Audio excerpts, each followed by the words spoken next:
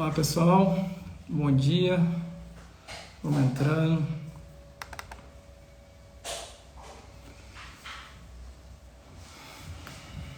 Bom dia, vamos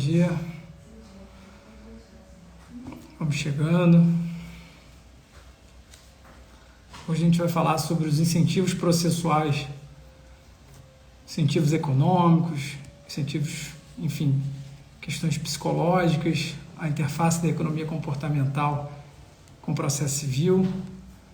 Rafa já entrou aqui, vou adicionar ele aqui, peraí, já está pedindo. Pronto.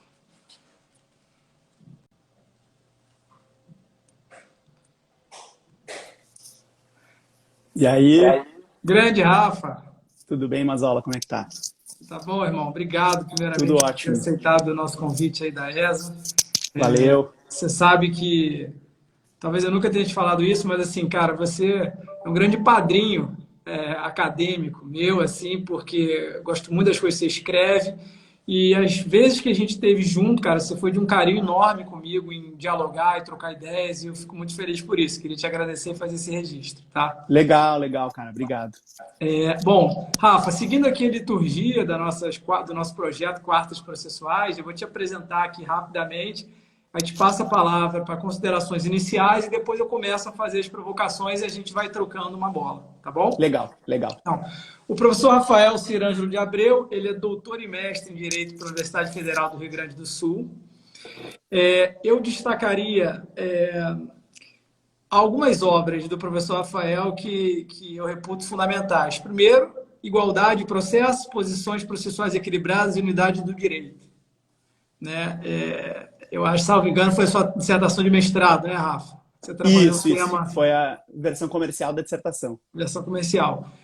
Claro, o novo livro, Incentivos Processuais, que tem tudo a ver com a live de hoje, está aí, pode mostrar, pessoal, recomendo fortemente. É um livro sensacional. É a tese de doutorado, na verdade, a versão comercial da tese de doutorado, que o título era O Processo Civil entre o Jurídico e o Econômico, o caráter institucional e estratégico do processo, né? E eu também destaco aqui, Rafa, um artigo seu muito bom da Repro, acho que, se não me engano, em 2016, que é o Customização Processual Compartilhada, que você aborda ali os negócios processuais e tal, que é um tema aí também bastante debatido e esse teu artigo é muito citado. Né? Legal. Então, Eu gosto bastante desse artigo mesmo. Feitos esses registros iniciais, cara, eu te dou a palavra só para considerações e aí depois eu começo as provocações. Legal. Bom, Mazola, brigadão pelo convite aí, eu não vou ficar puxando teu saco. Eu sei que a gente tem uma amizade há bastante tempo aí, eu tenho visto o teu trabalho ao longo do doutorado e tenho conseguido conversar contigo sobre a tua tese e tenho certeza que a gente vai poder conversar muito ainda no futuro. Então, fico muito feliz por estar participando desse projeto de vocês da ESA. Bom, tô à disposição aí. A gente, talvez o pessoal esteja acostumado com as lives jurídicas, assim, com uma formalidade maior. Não é o caso aqui, viu? Então, entre nós nunca teve e não precisa ter agora, né? Não. E assim que essa pandemia acabar, a gente vai marcar aquela costela. Que eu tô salivando. Toda vez que eu vejo aquelas suas fotos, eu fico salivando. Mas, é isso aí. Tá convidado já, cara. Quando quiser vir, o fogo tá sempre aceso aqui. Deixa eu te falar, Rafa, vamos lá.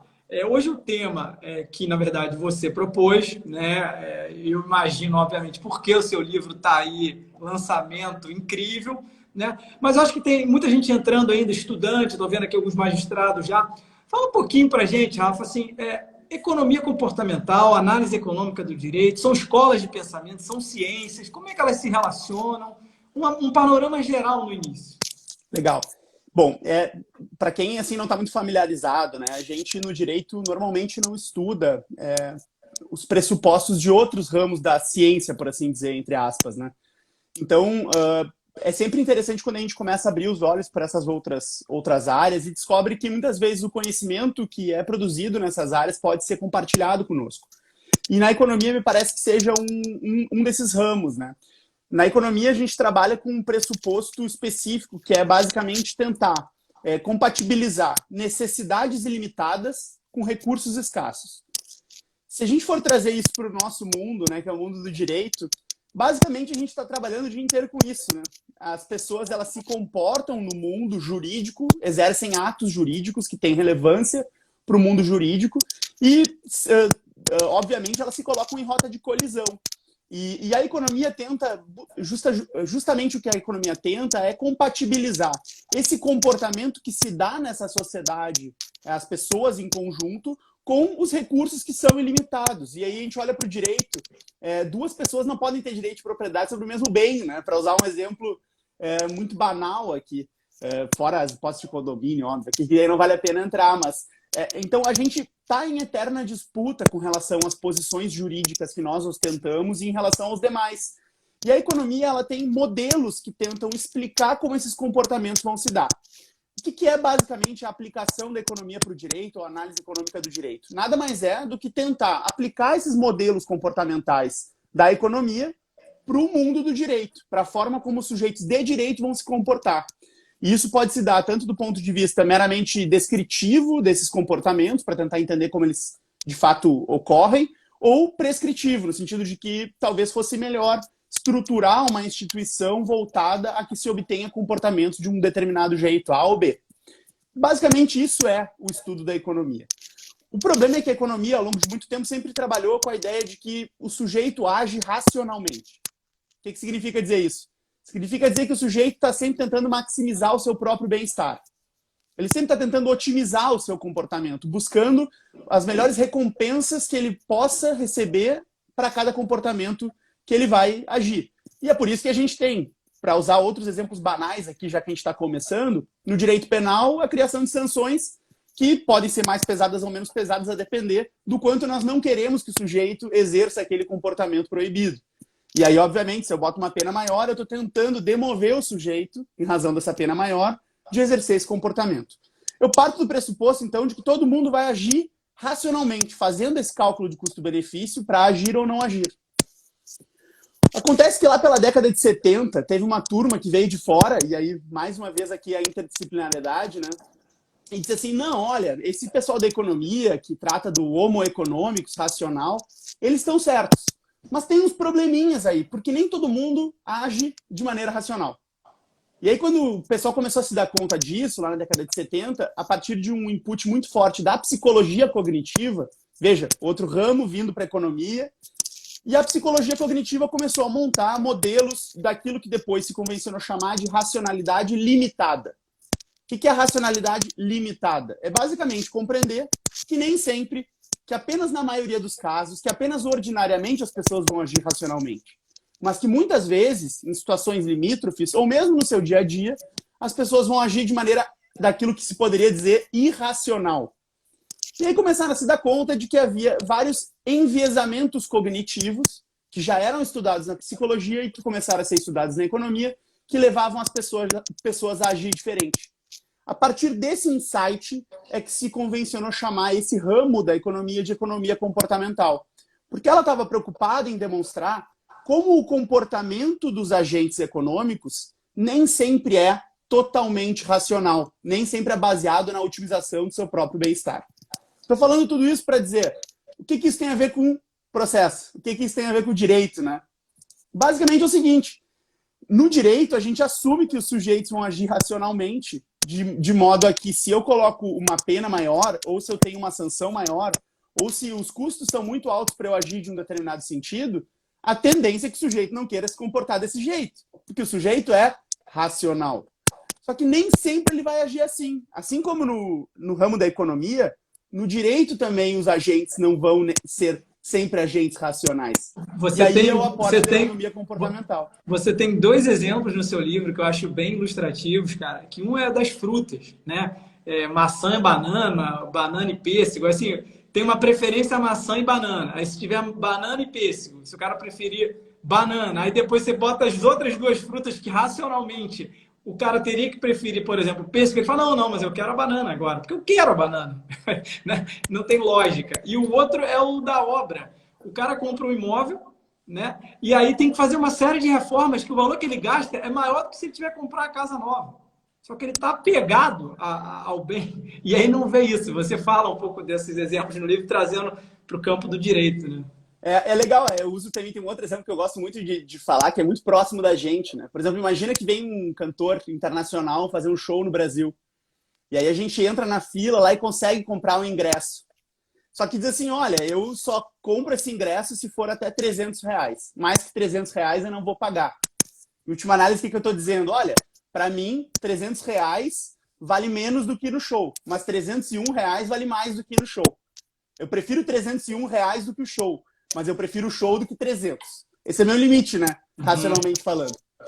E esse comportamento, ele, ao longo do tempo, em tese, ele não deveria ser variante, não deveria ter variações. Aí chega no dia do show, alguém te oferece R$ 400 pelo ingresso que tu comprou a 300. Significa dizer, bom, se eu prefiro R$ 301 a ir ao show, se o sujeito me ofereceu 400, provavelmente eu vou querer vender. Só que no dia do show eu não vendo. Porque por algum motivo eu me sinto...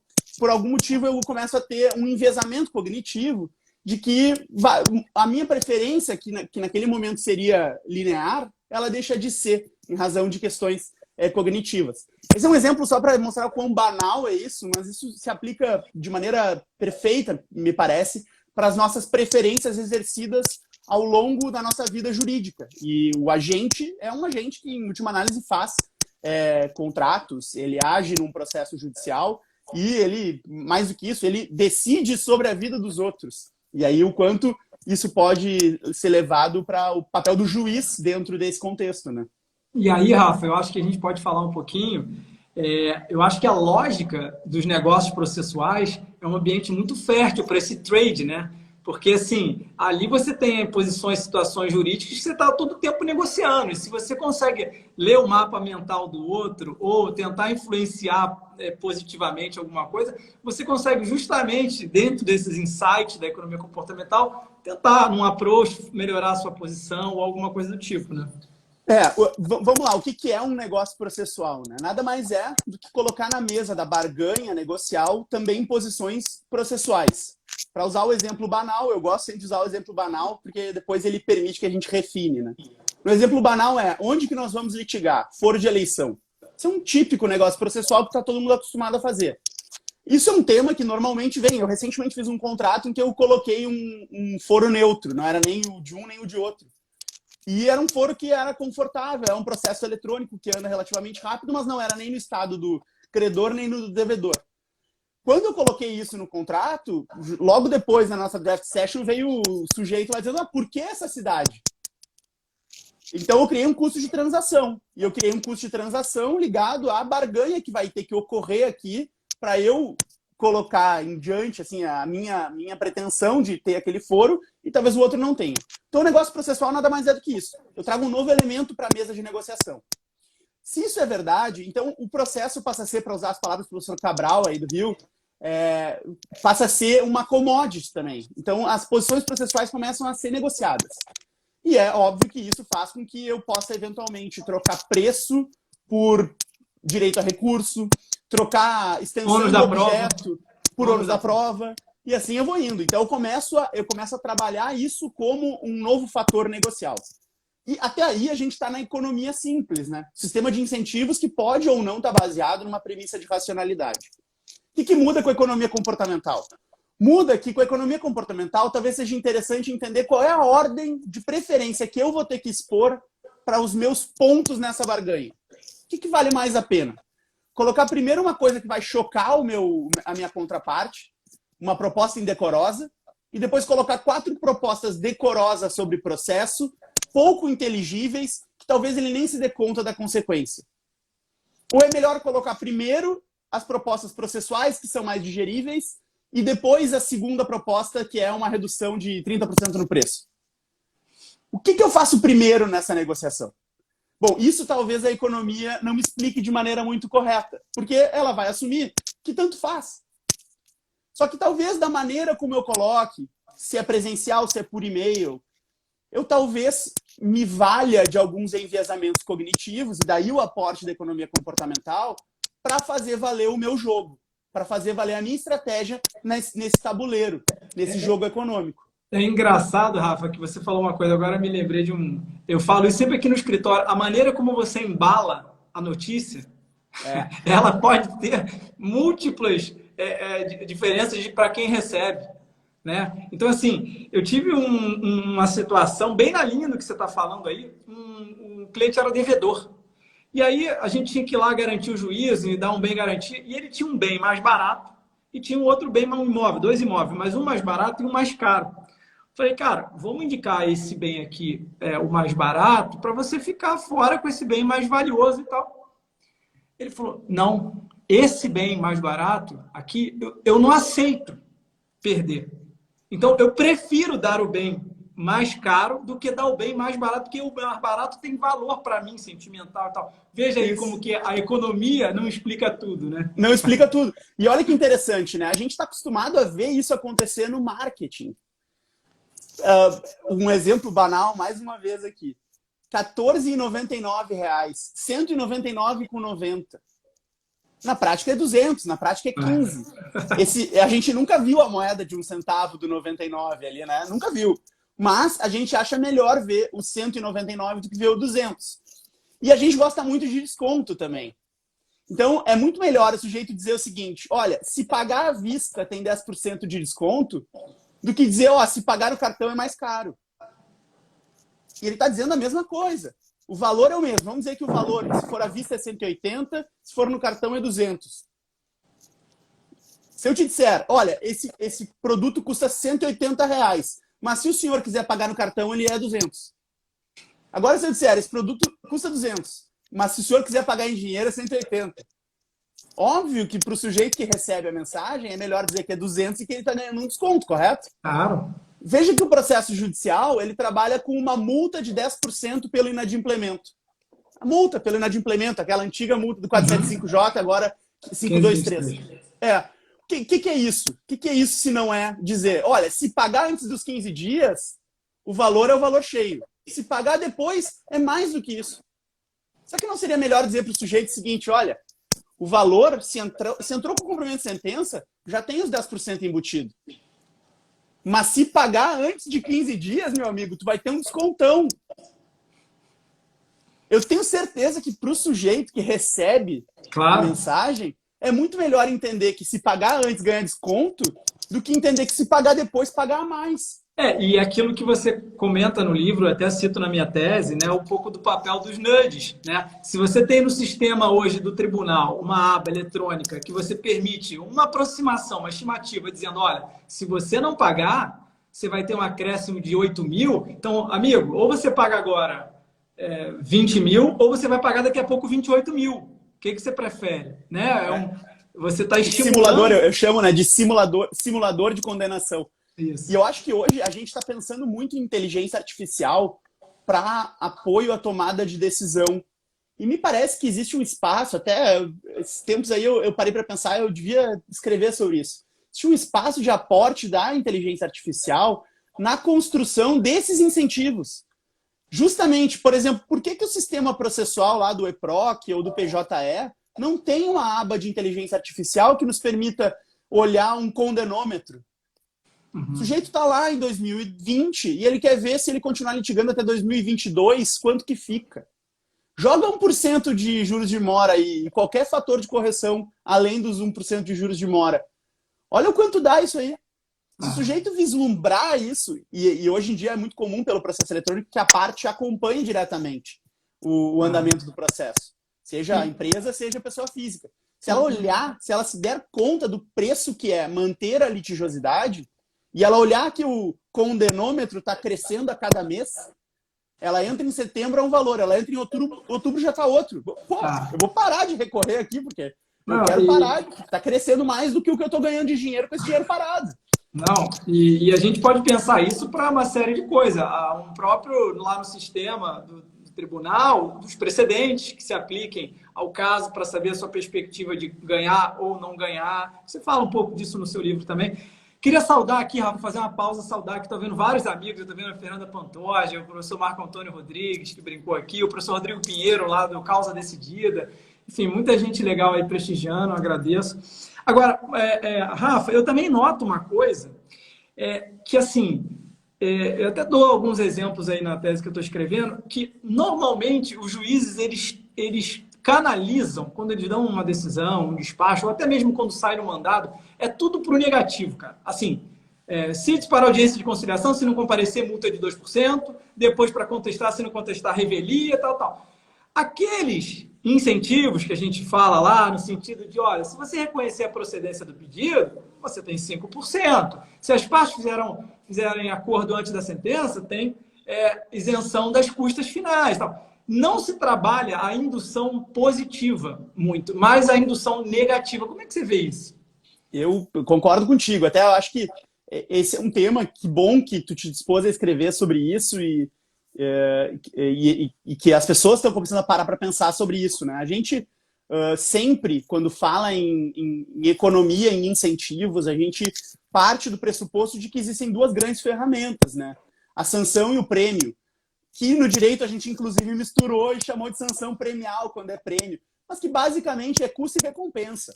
Uhum. É custo ou recompensa. De um lado é ganha, do outro perde. Mas a conduta que eu tento incentivar, induzir, é a mesma. Fora do processo ou dentro do processo. Em qualquer lugar. E, inclusive, em outros ramos do direito, a gente está bem acostumado a prêmios, a recompensas. E no processo, a gente continua sempre entendendo a lógica de que sempre que eu não faço o que se espera de mim que eu faça, na verdade, eu estou incorrendo em algum tipo de infração ética, moral, do ponto de vista processual, então eu mereço ser sancionado. Ainda que isso se dê numa estrutura de ônus e não de dever. A gente tem várias situações em que a situação negativa que decorre do meu comportamento é decorrente da consequência jurídica prevista pela não desincumbência de um ônus. Uhum. Por exemplo, eu não recorro, acontece tal coisa. Tal. Uhum. Então, me parece que é uma fronteira muito interessante para a gente passar. E acho que essa fronteira tem que ser construída a partir das bases da economia. E, obviamente, aqui, a partir das bases da economia ortodoxa, por assim dizer, da teoria da escolha racional, que o sujeito age racionalmente. Óbvio que, às vezes, ele não vai estar agindo racionalmente. E aí eu vou precisar fazer aquele desvio de rota da economia comportamental, que não explica tudo, mas ajuda a entender por que a gente, eventualmente, diz que prefere R$301 ao ingresso, mas quando nos oferecem 400, a gente fica com o ingresso igual.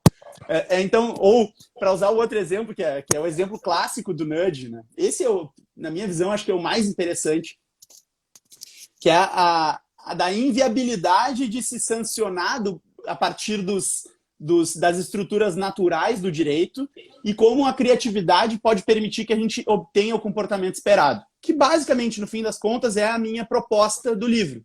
Mostrar que, muitas vezes, o comportamento esperado pode decorrer não de uma estrutura típica de sancionamento, de consequência jurídica normativa negativa. O exemplo é o do mictório, que já ficou meio conhecido, que eu acho um exemplo excelente porque ele mostra o quanto o sujeito, né? Aquele que eu te mandei no WhatsApp, a gente não pode falar não, né? Não, aquele não. Mas assim, esse é um exemplo interessante. Então vamos imaginar o seguinte: tu tens a incumbência de manter um determinado banheiro limpo. Essa é a tua incumbência, esse é o comportamento que as pessoas que te contrataram esperam de ti. Então, chegar lá no banheiro, tá sempre cheio de xixi no chão, para usar a palavra aqui. Sempre tem aquele baderneiro que erra o alvo, né? Que vai fora do mictório. Aí ele chega e pergunta, não, mas como é que eu faço aqui? O que eu faço para evitar que as pessoas façam fora do mictório? Aí o que o standard do direito vai dizer, né? Vai dizer, não, peraí, meu amigo. O único jeito aqui é penalizar, vamos sancionar a conduta do sujeito que faz fora do mictório. Como é que eu vou fiscalizar se o sujeito está fazendo dentro ou fora? Eu vou colocar uma câmera? Não posso. Vou colocar um fiscal? Não, eu não posso. Vou colocar um sensor de temperatura no chão para verificar se há uma mudança de temperatura que vai tocar um alarme e aí eventualmente vem o guarda ali com o boleto já direto com uma multa. É estranho, né? Fica difícil. E aí como é que a economia comportamental resolveu? Do jeito menos óbvio, mas mais pitoresco.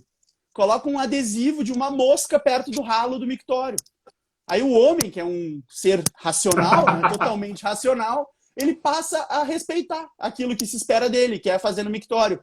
Porque naquele momento ele se coloca numa briga quase, sei lá, pré-histórica dele contra a mosca. Que na verdade é um adesivo no ralo, mas que faz com que o sujeito consiga acertar o alvo. E aí o banheiro fica limpo. E aí os caras do aeroporto de Amsterdã, lá de Schiphol, conseguiram 80% de economia na limpeza do banheiro com isso. Então, da onde que o sujeito tirou que se ele colocar um adesivo, ele vai mudar o comportamento de alguém? Deu certo. Então... eu vi também, não estou lembrando agora em qual banheiro, cara, mas eu fico pensando nessas coisas, assim, tem um banheiro que, em vez de uma mosca, é um golzinho. Uma goleira. Um goleiro. E aí você faz xixi ali para poder o goleiro não pegar e tal. Você se concentra ali e aí evita dispersão.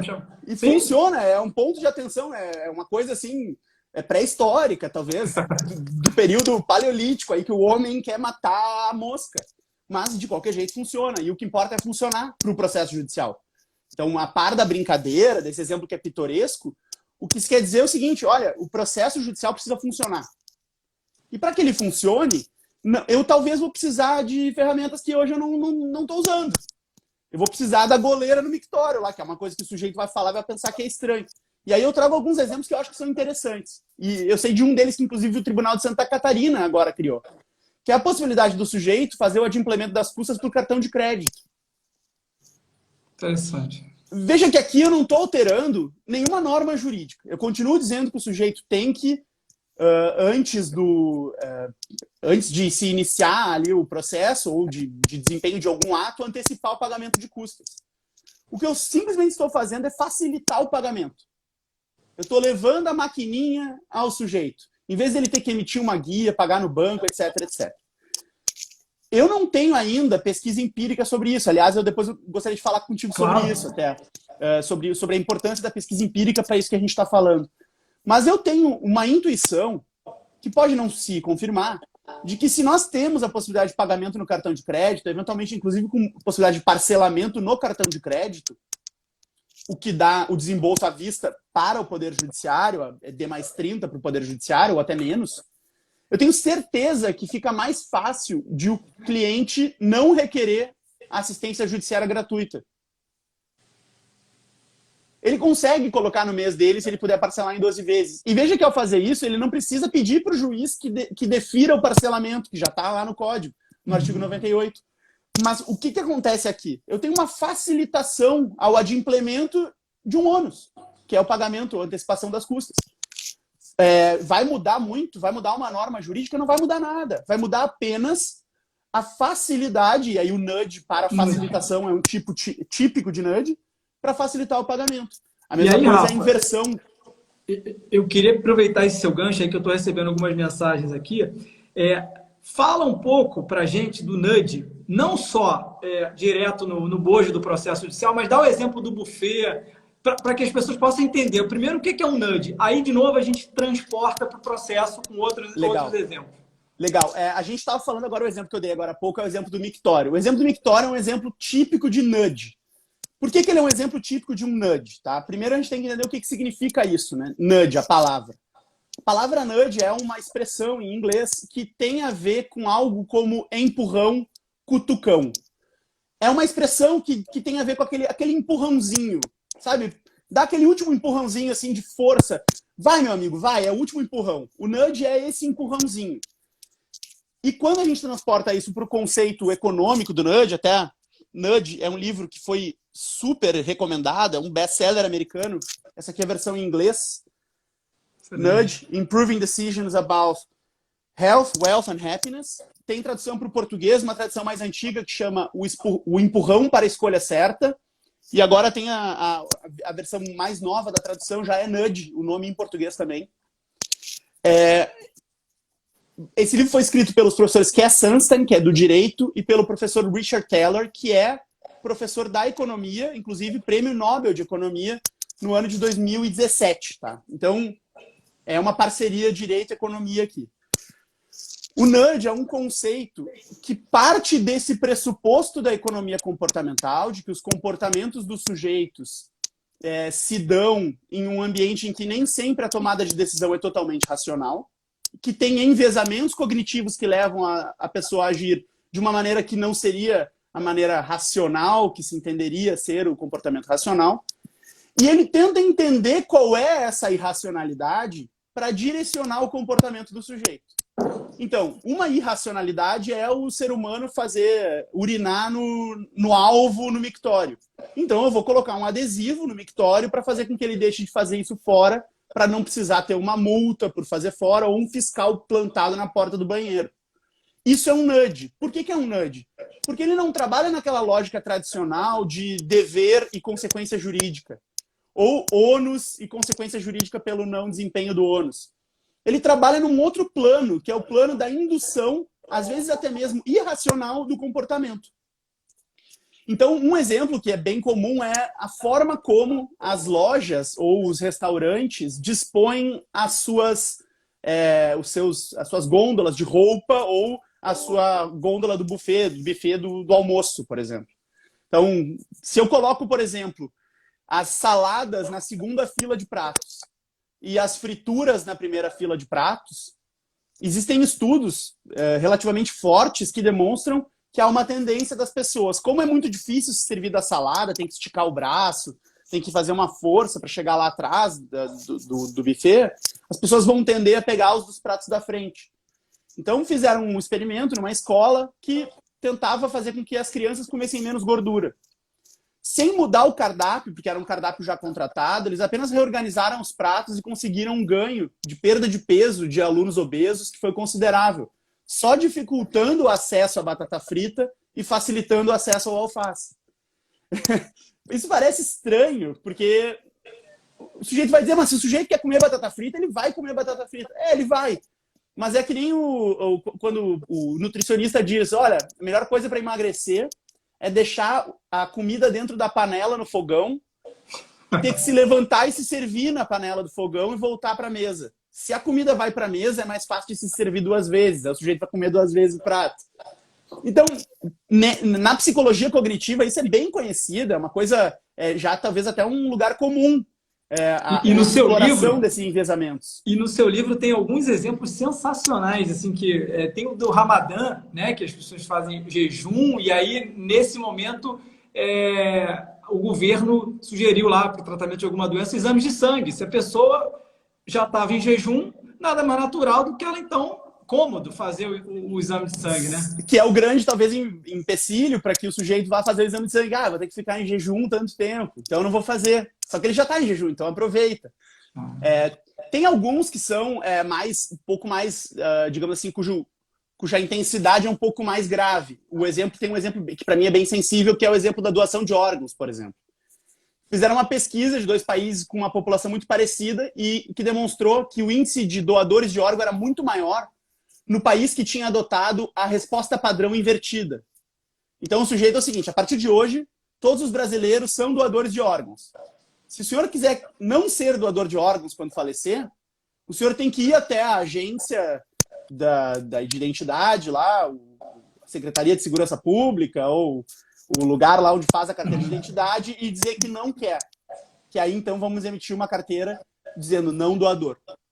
Veja que esse é o exemplo da resposta padrão inversa, né? No Brasil, a princípio eu precisaria dizer que eu sou doador, senão o normal seria ser não doador.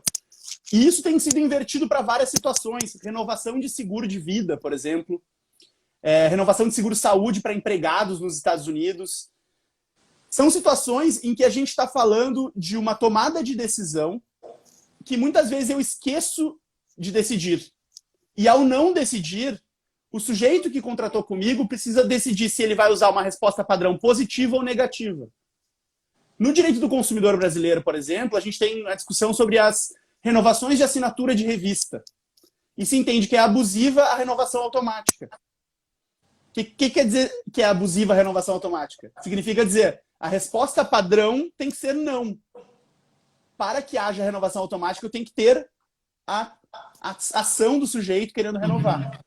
Então vejam que isso, querendo ou não, é um nudge. Mas é um nudge que já está num nível tão sensível, porque envolve uma tomada de decisão comercial do sujeito. Vou ou não vou contratar o seguro de vida? Vou ou não vou atualizar a minha assinatura do aplicativo? Renovação anual do aplicativo do celular. Isso é algo que está aparecendo já.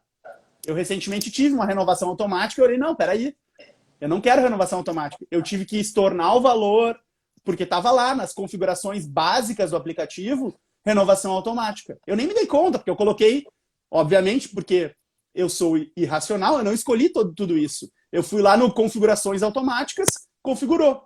Mas eu sempre tenho ali o botãozinho de configurações personalizadas. Como é que eu trago isso para a realidade do processo aqui, então, para fazer esse link, né? Vamos dizer que eu estou abrindo ou iniciando um processo judicial eletrônico no protocolo lá do EPROC ou do PJE ou de qualquer sistema. E esse é um processo que envolve um valor abaixo do teto do juizado especial cível. Uma situação comum, um processo de 20 mil reais, que cairia aí no teto do juizado especial cível. Qual é a regra no direito brasileiro? A regra no direito brasileiro é essa competência, ela é uma competência relativa, mas mais do que isso, essa é uma competência que é concorrente. É uma faculdade, aí aqui a situação jurídica que é a faculdade, é uma faculdade do autor escolher a justiça comum ou a justiça especial, o JEC, né? Quando eu inicio o meu protocolo ali, eu vou colocar os dados do sujeito, agora é a gente que faz isso, não é mais a justiça, né? Agora é o advogado que faz digamos, a catalogação do processo. Eu faço a catalogação do processo, etc. Vamos dizer que eu tenha a necessidade de escolher para quem eu estou direcionando. É juizado especial ou é justiça comum? A pergunta é, será que o sistema não tem que ter uma resposta padrão já pré-preenchida, juizado especial, para quando é abaixo do valor? Veja que aqui eu não estou mudando nenhuma regra, nenhuma norma jurídica.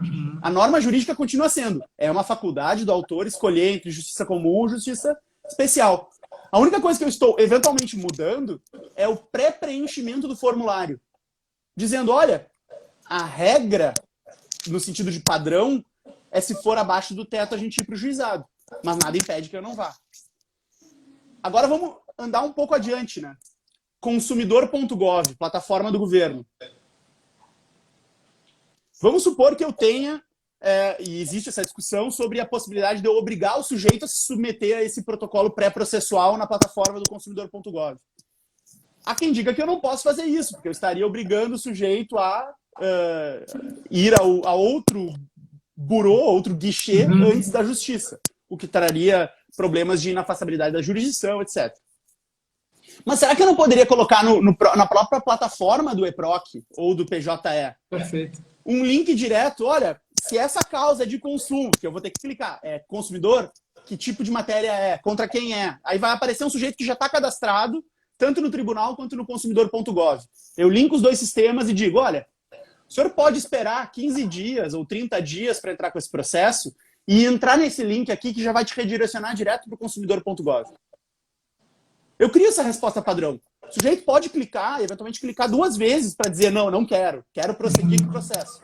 Eu não estou criando nenhum obstáculo normativo para que ele proponha a ação diretamente no judiciário. Mas eu estou induzindo a que ele prefira o protocolo pré-processual consensual, de mecanismo autocompositivo, que é o consumidor.gov, ou ODR, como queiram chamar, e depois ele vai para o judiciário. Se ele seguir a rota padrão, o caminho padrão. E o próprio, aquele checklist, né, Rafa, que tem quando você vai distribuir a ação, te dando lembretes, tá faltando documento, tá faltando isso. É uma espécie de um nudge, né? É um nudge perfeito. E esse nudge vem, para fazer propaganda aqui, o Google tem isso no e-mail, né? A gente manda um e-mail, prezado, vai em anexo. E aí eu mando enviar, se eu não tenho um arquivo anexado, ele me dá um lembrete dizendo assim, você esqueceu do anexo, hein? Tem certeza que quer enviar? Aí clica de novo para poder enviar. Eventualmente a gente está falando, naquele e-mail passado, você me mandou um anexo, e aí ele identifica essa palavra e diz, você esqueceu. Não esqueci. Eu quero mandar sem mesmo. Não tem anexo nenhum aqui. Mas veja que me criou um obstáculo a mais para mandar o e-mail. Digamos, um segundo processo de confirmação. É tipo a confirmação de senha de dois fatores desses aplicativos. É isso. No processo judicial poderia fazer isso com... Você não se esqueceu da guia de custas? Você não se esqueceu de juntar algum documento? Você fez menção a uma sentença e não está juntado aqui como anexo. Então, me parece que isso é um caminho que o Poder Judiciário poderia utilizar de tecnologia que passa ao largo de qualquer alteração legislativa. Veja que aqui eu não estou mudando nada na lei, né? Eu estou mudando no sistema eletrônico do processo judicial. E como é que você vê a ideia do juiz indutor de comportamento? Eu tenho medo. Eu tenho medo, mas eu acho que aqui eu tenho que apelar para uma compreensão muito clara que o Teller traz e o Sunstein no Nudge, que é basicamente o seguinte. Eu até uso isso na minha tese. Existem situações em que ser um arquiteto das escolhas, no caso, construir um arcabouço institucional voltado a uma escolha A ou B, existem casos em que isso é inevitável. O juiz sempre vai induzir comportamentos. Quer dizer, não é uma escolha do juiz ser ou não ser um indutor de comportamentos. A única escolha que ele tem é ele ser um indutor de comportamentos que vai agir unilateralmente ou ele ser um indutor de comportamentos que vai induzir comportamentos por aplicação da lei ou por aplicação do negócio jurídico. Perfeito. Que ele vai induzir... Pronto.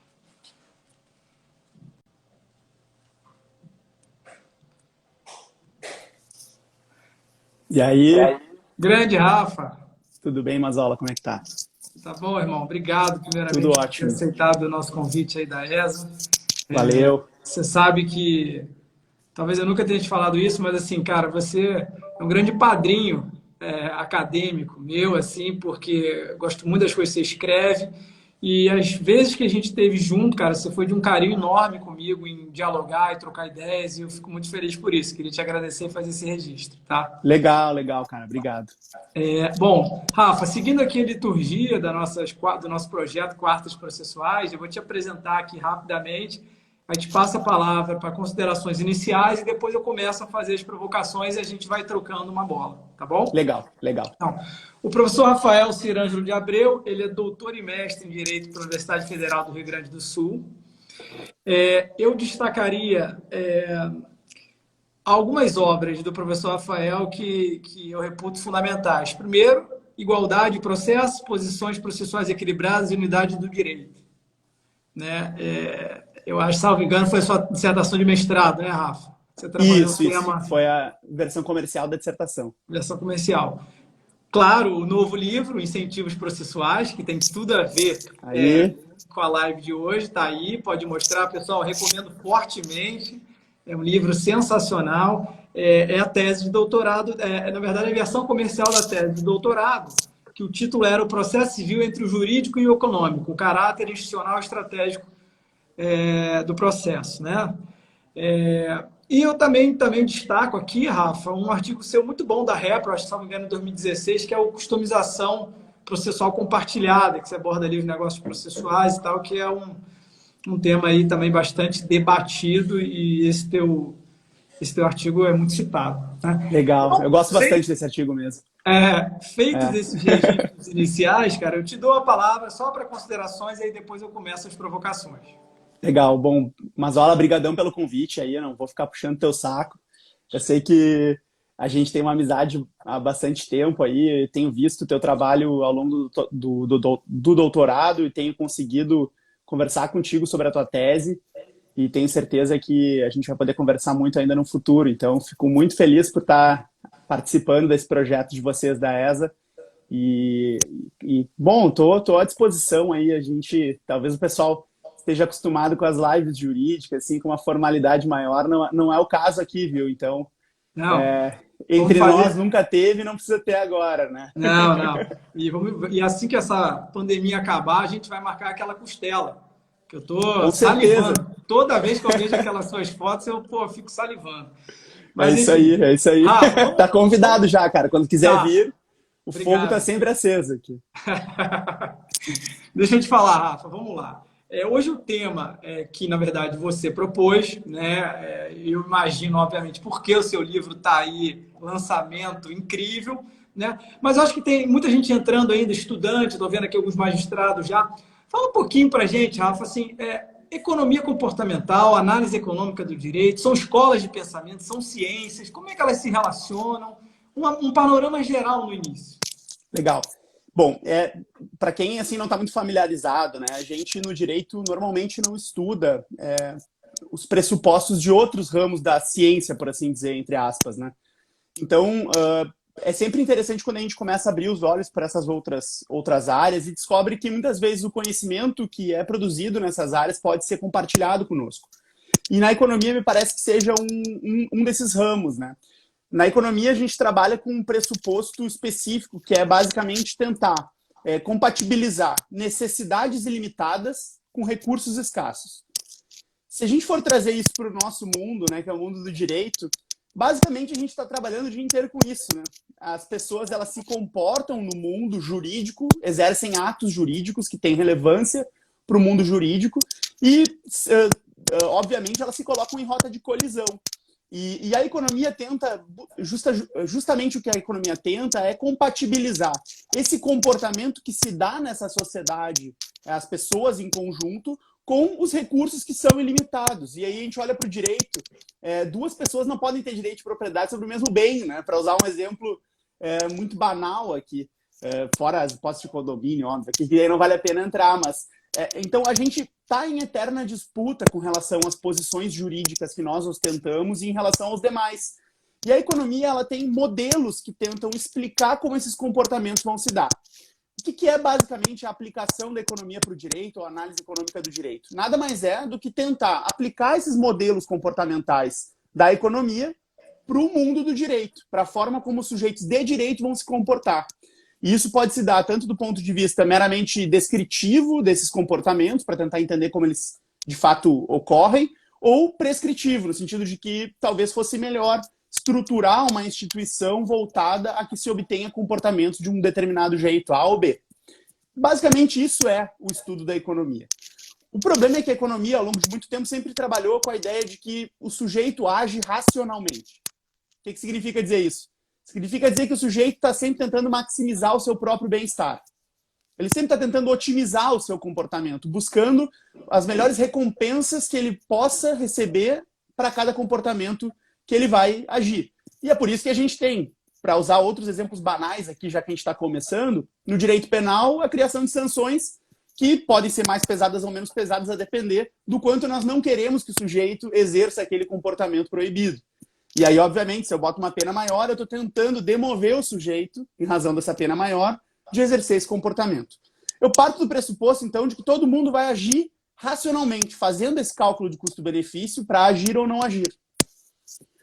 Acontece que lá pela década de 70, teve uma turma que veio de fora, e aí, mais uma vez, aqui a interdisciplinariedade, né? E disse assim, não, olha, esse pessoal da economia, que trata do homo economicus, racional, eles estão certos. Mas tem uns probleminhas aí, porque nem todo mundo age de maneira racional. E aí, quando o pessoal começou a se dar conta disso, lá na década de 70, a partir de um input muito forte da psicologia cognitiva, veja, outro ramo vindo para a economia, e a psicologia cognitiva começou a montar modelos daquilo que depois se convencionou chamar de racionalidade limitada. O que é a racionalidade limitada? É basicamente compreender que nem sempre, que apenas na maioria dos casos, que apenas ordinariamente as pessoas vão agir racionalmente. Mas que muitas vezes, em situações limítrofes, ou mesmo no seu dia a dia, as pessoas vão agir de maneira daquilo que se poderia dizer irracional. E aí começaram a se dar conta de que havia vários enviesamentos cognitivos que já eram estudados na psicologia e que começaram a ser estudados na economia, que levavam as pessoas a agir diferente. A partir desse insight é que se convencionou chamar esse ramo da economia de economia comportamental. Porque ela estava preocupada em demonstrar como o comportamento dos agentes econômicos nem sempre é totalmente racional, nem sempre é baseado na otimização do seu próprio bem-estar. Estou falando tudo isso para dizer o que isso tem a ver com processo, o que isso tem a ver com direito, né? Basicamente é o seguinte, no direito a gente assume que os sujeitos vão agir racionalmente, de modo a que se eu coloco uma pena maior, ou se eu tenho uma sanção maior, ou se os custos são muito altos para eu agir de um determinado sentido, a tendência é que o sujeito não queira se comportar desse jeito, porque o sujeito é racional. Só que nem sempre ele vai agir assim. Assim como no ramo da economia, no direito também os agentes não vão ser sempre agentes racionais. Você e aí tem, eu aporto a economia comportamental. Você tem dois exemplos no seu livro que eu acho bem ilustrativos, cara. Que um é das frutas, né? Maçã e banana, banana e pêssego. Assim, tem uma preferência a maçã e banana. Aí se tiver banana e pêssego, se o cara preferir banana. Aí depois você bota as outras duas frutas que racionalmente o cara teria que preferir, por exemplo, pêssego. Ele fala, não, não, mas eu quero a banana agora, porque eu quero a banana. Né? Não tem lógica. E o outro é o da obra. O cara compra um imóvel, né? E aí tem que fazer uma série de reformas que o valor que ele gasta é maior do que se ele tiver que comprar a casa nova. Só que ele está apegado ao bem. E aí não vê isso. Você fala um pouco desses exemplos no livro, trazendo para o campo do direito, né? É legal, eu uso também, tem um outro exemplo que eu gosto muito de falar, que é muito próximo da gente, né? Por exemplo, imagina que vem um cantor internacional fazer um show no Brasil. E aí a gente entra na fila lá e consegue comprar um ingresso. Só que diz assim, olha, eu só compro esse ingresso se for até R$ 300. Mais que R$ 300 eu não vou pagar. Em última análise, o que eu estou dizendo? Olha, para mim, R$ 300 vale menos do que no show, mas R$ 301 vale mais do que no show. Eu prefiro R$ 301 do que o show, mas eu prefiro o show do que 300. Esse é meu limite, né? Racionalmente falando. E esse comportamento, ele, ao longo do tempo, em tese, ele não deveria ser variante, não deveria ter variações. Aí chega no dia do show, alguém te oferece R$ 400 pelo ingresso que tu comprou a 300. Significa dizer, bom, se eu prefiro R$ 301 a ir ao show, se o sujeito me ofereceu 400, provavelmente eu vou querer vender. Só que no dia do show eu não vendo. Porque por algum motivo eu me sinto... Por algum motivo eu começo a ter um enviesamento cognitivo de que a minha preferência, que naquele momento seria linear, ela deixa de ser, em razão de questões cognitivas. Esse é um exemplo só para mostrar o quão banal é isso, mas isso se aplica de maneira perfeita, me parece, para as nossas preferências exercidas ao longo da nossa vida jurídica. E o agente é um agente que, em última análise, faz contratos, ele age num processo judicial e ele, mais do que isso, ele decide sobre a vida dos outros. E aí o quanto isso pode ser levado para o papel do juiz dentro desse contexto, né? E aí, Rafa, eu acho que a gente pode falar um pouquinho. Eu acho que a lógica dos negócios processuais é um ambiente muito fértil para esse trade, né? Porque, assim, ali você tem posições, situações jurídicas que você está todo o tempo negociando. E se você consegue ler o mapa mental do outro ou tentar influenciar positivamente alguma coisa, você consegue justamente, dentro desses insights da economia comportamental, tentar, num approach, melhorar a sua posição ou alguma coisa do tipo, né? Vamos lá, o que é um negócio processual, né? Nada mais é do que colocar na mesa da barganha negocial também posições processuais. Para usar o exemplo banal, eu gosto sempre de usar o exemplo banal, porque depois ele permite que a gente refine, né? O exemplo banal é, onde que nós vamos litigar? Foro de eleição. Isso é um típico negócio processual que está todo mundo acostumado a fazer. Isso é um tema que normalmente vem. Eu recentemente fiz um contrato em que eu coloquei um foro neutro, não era nem o de um nem o de outro. E era um foro que era confortável, é um processo eletrônico que anda relativamente rápido, mas não era nem no estado do credor nem no do devedor. Quando eu coloquei isso no contrato, logo depois na nossa draft session veio o sujeito lá dizendo, por que essa cidade? Então eu criei um custo de transação. E eu criei um custo de transação ligado à barganha que vai ter que ocorrer aqui para eu colocar em diante assim, a minha pretensão de ter aquele foro e talvez o outro não tenha. Então o negócio processual nada mais é do que isso. Eu trago um novo elemento para a mesa de negociação. Se isso é verdade, então o processo passa a ser, para usar as palavras do professor Cabral aí do Rio, passa a ser uma commodity também. Então as posições processuais começam a ser negociadas. E é óbvio que isso faz com que eu possa eventualmente trocar preço por direito a recurso, trocar extensão do objeto por ônus da prova, e assim eu vou indo. Então eu começo a trabalhar isso como um novo fator negocial. E até aí a gente está na economia simples, né? Sistema de incentivos que pode ou não estar baseado numa premissa de racionalidade. O que muda com a economia comportamental? Muda que com a economia comportamental talvez seja interessante entender qual é a ordem de preferência que eu vou ter que expor para os meus pontos nessa barganha. O que vale mais a pena? Colocar primeiro uma coisa que vai chocar a minha contraparte, uma proposta indecorosa, e depois colocar 4 propostas decorosas sobre processo, pouco inteligíveis, que talvez ele nem se dê conta da consequência. Ou é melhor colocar primeiro as propostas processuais, que são mais digeríveis, e depois a segunda proposta, que é uma redução de 30% no preço? O que eu faço primeiro nessa negociação? Bom, isso talvez a economia não me explique de maneira muito correta, porque ela vai assumir que tanto faz. Só que talvez da maneira como eu coloque, se é presencial, se é por e-mail, eu talvez me valha de alguns enviesamentos cognitivos, e daí o aporte da economia comportamental, para fazer valer o meu jogo, para fazer valer a minha estratégia nesse tabuleiro, nesse jogo econômico. É engraçado, Rafa, que você falou uma coisa, agora me lembrei de um... Eu falo isso sempre aqui no escritório, a maneira como você embala a notícia, ela pode ter múltiplas diferenças para quem recebe.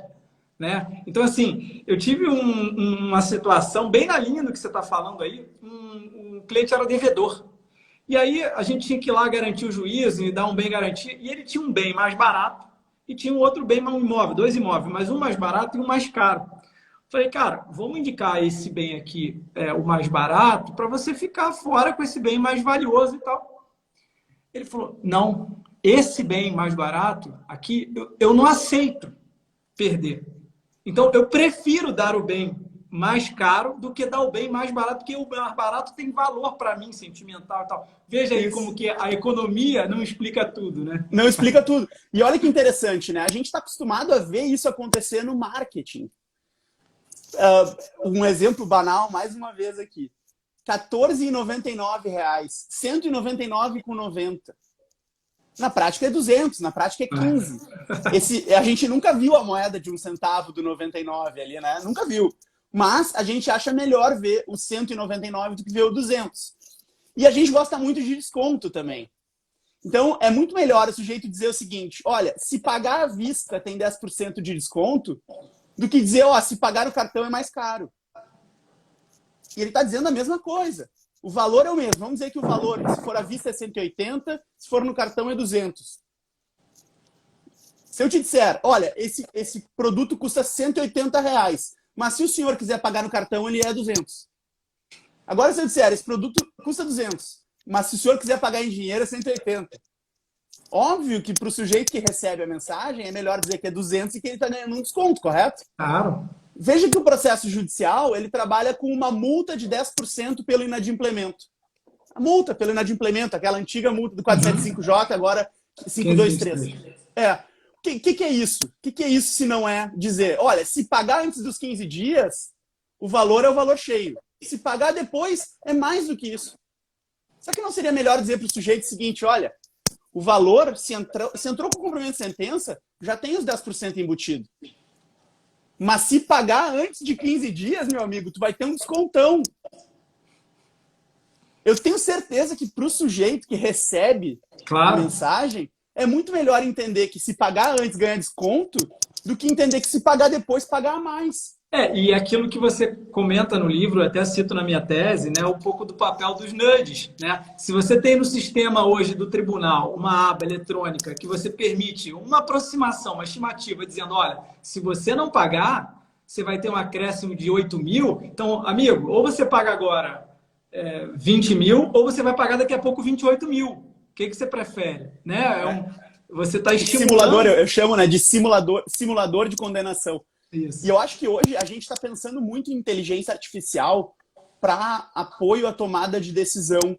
E me parece que existe um espaço, até esses tempos aí eu parei para pensar, eu devia escrever sobre isso. Existe um espaço de aporte da inteligência artificial na construção desses incentivos. Justamente, por exemplo, por que o sistema processual lá do EPROC ou do PJE não tem uma aba de inteligência artificial que nos permita olhar um condenômetro? O sujeito está lá em 2020 e ele quer ver se ele continuar litigando até 2022, quanto que fica. Joga 1% de juros de mora e qualquer fator de correção além dos 1% de juros de mora. Olha o quanto dá isso aí. Se o sujeito vislumbrar isso, e hoje em dia é muito comum pelo processo eletrônico que a parte acompanhe diretamente o andamento do processo. Seja a empresa, seja a pessoa física. Se ela olhar, se ela se der conta do preço que é manter a litigiosidade, e ela olhar que o condenômetro está crescendo a cada mês, ela entra em setembro é um valor, ela entra em outubro já está outro. Pô, eu vou parar de recorrer aqui, porque eu quero parar, está crescendo mais do que o que eu estou ganhando de dinheiro com esse dinheiro parado. Não, e a gente pode pensar isso para uma série de coisas. Um próprio, lá no sistema do tribunal, dos precedentes que se apliquem ao caso para saber a sua perspectiva de ganhar ou não ganhar. Você fala um pouco disso no seu livro também. Queria saudar aqui, Rafa, fazer uma pausa, saudar que estou vendo vários amigos, eu estou vendo a Fernanda Pantoja, o professor Marco Antônio Rodrigues, que brincou aqui, o professor Rodrigo Pinheiro, lá do Causa Decidida. Enfim, muita gente legal aí prestigiando, agradeço.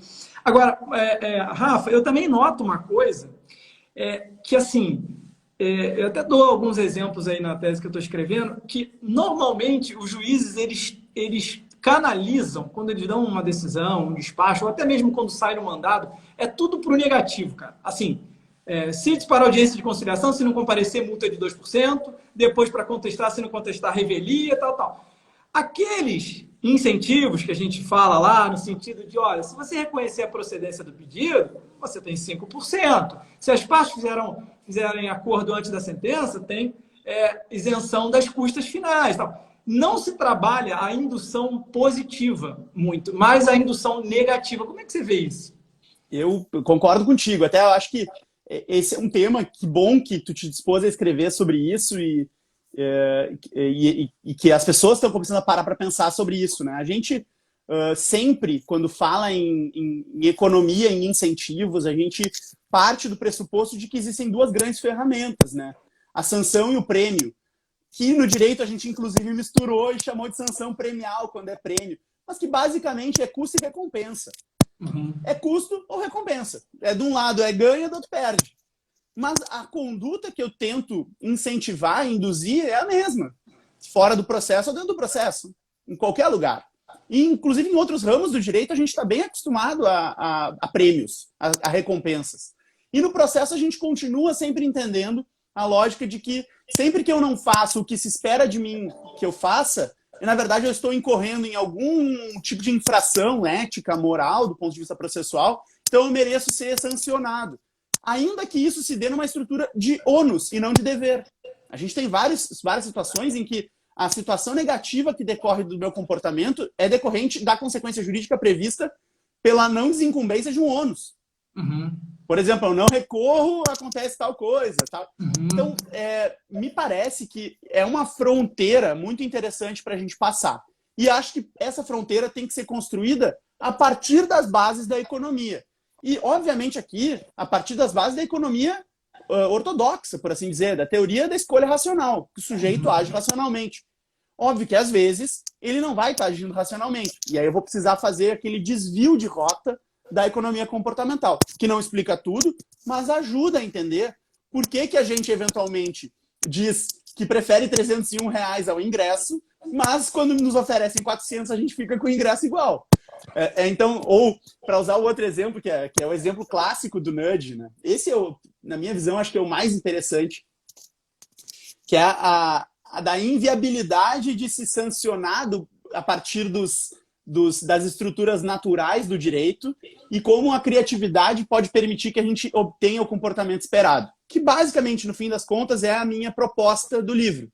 Mostrar que muitas vezes o comportamento esperado pode decorrer não de uma estrutura típica de sancionamento, de consequência jurídica normativa negativa. O exemplo é do mictório, que já ficou meio conhecido, que eu acho um exemplo excelente, porque ele mostra o quanto o sujeito... Né, aquele que eu te mandei no WhatsApp, a gente não pode falar não, né? Não, aquele não.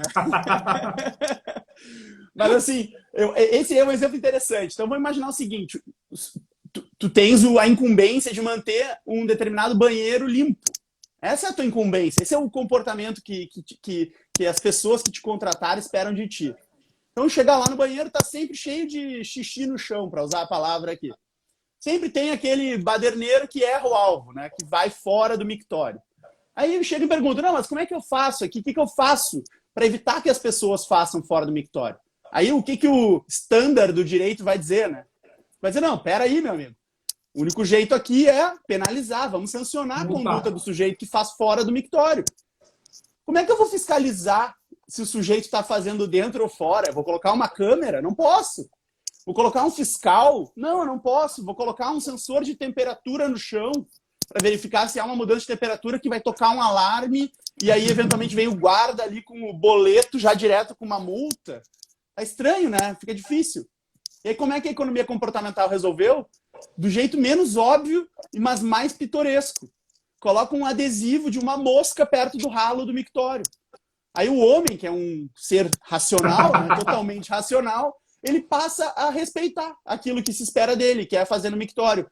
Porque naquele momento ele se coloca numa briga quase, sei lá, pré-histórica dele contra a mosca.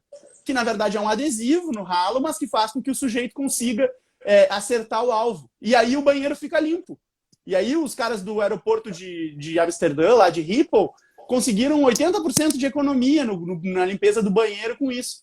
Então, da onde que o sujeito tirou que se ele colocar um adesivo, ele vai mudar o comportamento de alguém? Deu certo. Então... eu vi também, não estou lembrando agora em qual banheiro, cara, mas eu fico pensando nessas coisas, assim, tem um banheiro que, em vez de uma mosca, é um golzinho. Uma goleira. Um goleiro. E aí você faz xixi ali para poder o goleiro não pegar e tal, você se concentra ali e aí evita a dispersão. Funciona, é um ponto de atenção, é uma coisa assim, pré-histórica, talvez, do período paleolítico, aí que o homem quer matar a mosca. Mas, de qualquer jeito, funciona. E o que importa é funcionar para o processo judicial. Então, a par da brincadeira, desse exemplo que é pitoresco, o que isso quer dizer é o seguinte, olha, o processo judicial precisa funcionar. E para que ele funcione, eu talvez vou precisar de ferramentas que hoje eu não estou usando. Eu vou precisar da goleira no mictório lá, que é uma coisa que o sujeito vai falar e vai pensar que é estranho. E aí eu trago alguns exemplos que eu acho que são interessantes. E eu sei de um deles que, inclusive, o Tribunal de Santa Catarina agora criou, que é a possibilidade do sujeito fazer o adimplemento das custas por cartão de crédito. Interessante. Veja que aqui eu não estou alterando nenhuma norma jurídica. Eu continuo dizendo que o sujeito tem que, antes de se iniciar ali o processo ou de desempenho de algum ato, antecipar o pagamento de custas. O que eu simplesmente estou fazendo é facilitar o pagamento. Eu estou levando a maquininha ao sujeito. Em vez de ele ter que emitir uma guia, pagar no banco, etc, etc. Eu não tenho ainda pesquisa empírica sobre isso. Aliás, eu depois gostaria de falar contigo sobre isso até. Sobre a importância da pesquisa empírica para isso que a gente está falando. Mas eu tenho uma intuição, que pode não se confirmar, de que se nós temos a possibilidade de pagamento no cartão de crédito, eventualmente inclusive com possibilidade de parcelamento no cartão de crédito, o que dá o desembolso à vista para o Poder Judiciário, é D mais 30 para o Poder Judiciário, ou até menos, eu tenho certeza que fica mais fácil de o cliente não requerer assistência judiciária gratuita. Ele consegue colocar no mês dele se ele puder parcelar em 12 vezes. E veja que ao fazer isso, ele não precisa pedir para o juiz que defira o parcelamento, que já está lá no código, no artigo 98. Mas o que acontece aqui? Eu tenho uma facilitação ao adimplemento de um ônus, que é o pagamento, a antecipação das custas. Vai mudar muito? Vai mudar uma norma jurídica? Não vai mudar nada. Vai mudar apenas a facilidade, e aí o nudge para facilitação é um tipo típico de nudge, para facilitar o pagamento. A mesma coisa Rafa, é a inversão. Eu queria aproveitar esse seu gancho aí, que eu estou recebendo algumas mensagens aqui. Fala um pouco para a gente do nudge, não só direto no bojo do processo judicial, mas dá o exemplo do buffet, para que as pessoas possam entender. O primeiro, o que é um nudge? Aí, de novo, a gente transporta para o processo com outros exemplos. Legal. A gente estava falando agora, o exemplo que eu dei agora há pouco é o exemplo do mictório. O exemplo do mictório é um exemplo típico de nudge. Por que ele é um exemplo típico de um nudge? Tá? Primeiro, a gente tem que entender o que significa isso, né? Nudge, a palavra. A palavra nudge é uma expressão em inglês que tem a ver com algo como empurrão, cutucão. É uma expressão que tem a ver com aquele empurrãozinho, sabe? Dá aquele último empurrãozinho assim de força. Vai, meu amigo, vai, é o último empurrão. O nudge é esse empurrãozinho. E quando a gente transporta isso para o conceito econômico do nudge, até Nudge é um livro que foi super recomendado, é um best-seller americano. Essa aqui é a versão em inglês.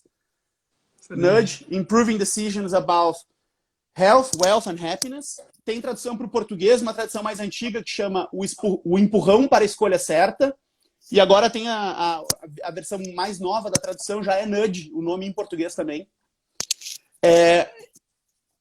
Esse livro foi escrito pelos professores Cass Sunstein, que é do direito, e pelo professor Richard Thaler, que é professor da economia, inclusive prêmio Nobel de Economia no ano de 2017. Tá? Então, é uma parceria direito-economia aqui.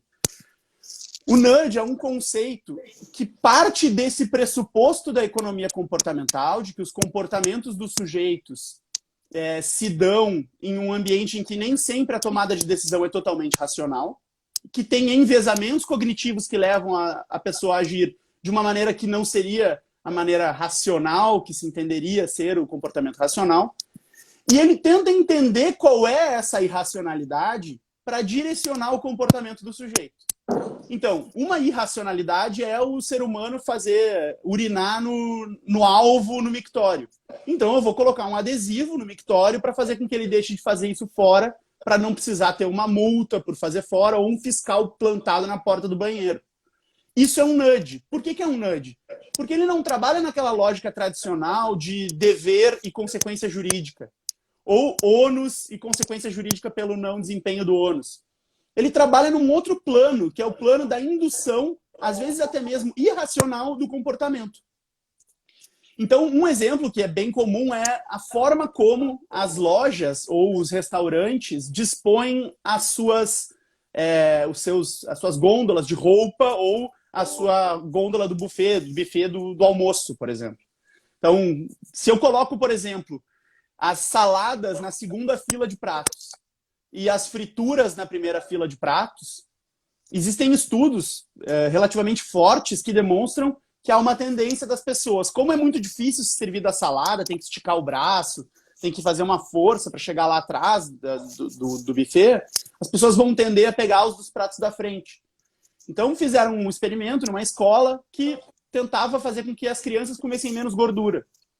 Sem mudar o cardápio, porque era um cardápio já contratado, eles apenas reorganizaram os pratos e conseguiram um ganho de perda de peso de alunos obesos que foi considerável, só dificultando o acesso à batata frita e facilitando o acesso ao alface.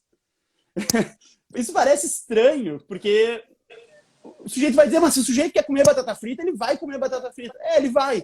Mas é que nem quando o nutricionista diz, olha, a melhor coisa para emagrecer é deixar a comida dentro da panela no fogão e ter que se levantar e se servir na panela do fogão e voltar para a mesa. Se a comida vai para a mesa, é mais fácil de se servir 2 vezes. O sujeito vai comer 2 vezes o prato. Então, na psicologia cognitiva, isso é bem conhecido. É uma coisa, já talvez até um lugar comum.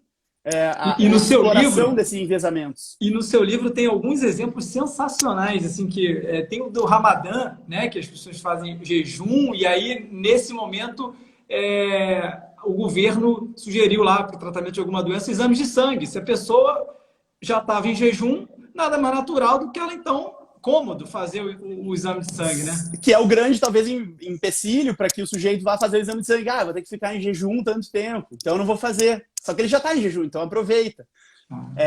Tem alguns que são um pouco mais, digamos assim, cuja intensidade é um pouco mais grave. Tem um exemplo que para mim é bem sensível, que é o exemplo da doação de órgãos, por exemplo. Fizeram uma pesquisa de 2 países com uma população muito parecida e que demonstrou que o índice de doadores de órgão era muito maior no país que tinha adotado a resposta padrão invertida. Então o sujeito é o seguinte, a partir de hoje, todos os brasileiros são doadores de órgãos. Se o senhor quiser não ser doador de órgãos quando falecer, o senhor tem que ir até a agência de identidade lá, a Secretaria de Segurança Pública ou o lugar lá onde faz a carteira de identidade e dizer que não quer. Que aí então vamos emitir uma carteira dizendo não doador. Veja que esse é o exemplo da resposta padrão inversa, né? No Brasil, a princípio eu precisaria dizer que eu sou doador, senão o normal seria ser não doador. E isso tem sido invertido para várias situações. Renovação de seguro de vida, por exemplo. Renovação de seguro-saúde para empregados nos Estados Unidos. São situações em que a gente está falando de uma tomada de decisão que muitas vezes eu esqueço de decidir. E ao não decidir, o sujeito que contratou comigo precisa decidir se ele vai usar uma resposta padrão positiva ou negativa. No direito do consumidor brasileiro, por exemplo, a gente tem a discussão sobre as renovações de assinatura de revista. E se entende que é abusiva a renovação automática. O que quer dizer que é abusiva a renovação automática? Significa dizer, a resposta padrão tem que ser não. Para que haja renovação automática, eu tenho que ter a ação do sujeito querendo renovar. Então vejam que isso, querendo ou não, é um nudge. Mas é um nudge que já está num nível tão sensível, porque envolve uma tomada de decisão comercial do sujeito. Vou ou não vou contratar seguro de vida? Vou ou não vou atualizar a minha assinatura do aplicativo? Renovação anual do aplicativo do celular. Isso é algo que está aparecendo já. Eu recentemente tive uma renovação automática e eu olhei, não, peraí, eu não quero renovação automática. Eu tive que estornar o valor, porque estava lá nas configurações básicas do aplicativo, renovação automática. Eu nem me dei conta, porque eu coloquei, obviamente, porque eu sou irracional, eu não escolhi tudo isso. Eu fui lá no configurações automáticas, configurou. Mas eu sempre tenho ali o botãozinho de configurações personalizadas. Como é que eu trago isso para a realidade do processo aqui, então, para fazer esse link, né? Vamos dizer que eu estou abrindo ou iniciando um processo judicial eletrônico, no protocolo lá do EPROC ou do PJE ou de qualquer sistema. E esse é um processo que envolve um valor abaixo do teto do juizado especial cível. Uma situação comum, um processo de 20 mil reais, que cairia aí no teto do juizado especial cível. Qual é a regra no direito brasileiro? A regra no direito brasileiro é essa competência, ela é uma competência relativa, mas mais do que isso, essa é uma competência que é concorrente. É uma faculdade, aí aqui a situação jurídica típica é a faculdade, é uma faculdade do autor escolher a justiça comum ou a justiça especial, o JEC, né?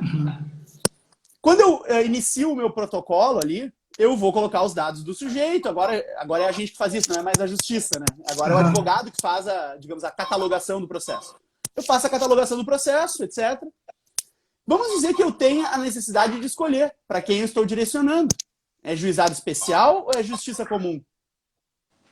A pergunta é, será que o sistema não tem que ter uma resposta padrão já pré-preenchida, juizado especial, para quando é abaixo do valor? Veja que aqui eu não estou mudando nenhuma regra, nenhuma norma jurídica.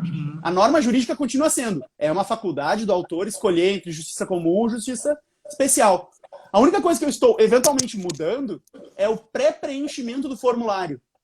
Dizendo, olha, a regra, no sentido de padrão, é se for abaixo do teto a gente ir para o juizado. Mas nada impede que eu não vá. Agora vamos andar um pouco adiante, né? Consumidor.gov, plataforma do governo. Vamos supor que eu tenha, e existe essa discussão sobre a possibilidade de eu obrigar o sujeito a se submeter a esse protocolo pré-processual na plataforma do consumidor.gov.